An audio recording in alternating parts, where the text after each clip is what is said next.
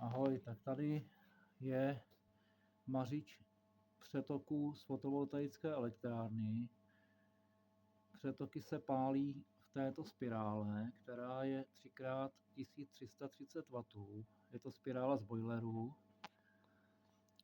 Celé zařízení pracuje tak, že se snímá těmito modrými, 6 modrými, je to třífázové, těmito 6 modrými transformátorky se snímá spotřeba domů a výroba střídačů, tudíž je to nezávislý, funguje to na jakýkoliv střídač.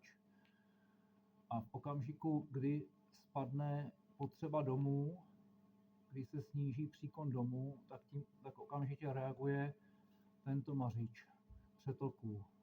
Mám to odzkoušené cca půl roku a zatím to funguje dokonale. Toto je druhá verze.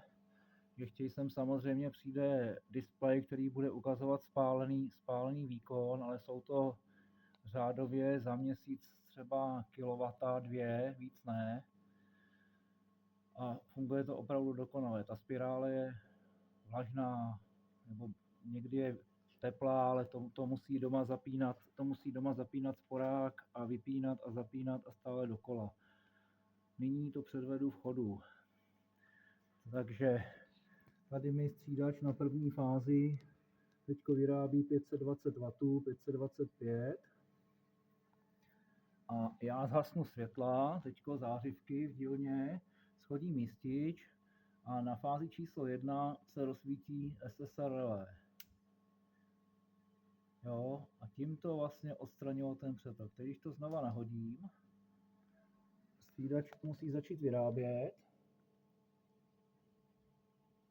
Už naběhnu, už dělá 400-520 W a znova to schodím. Já to dám takhle blíž, aby to bylo vidět.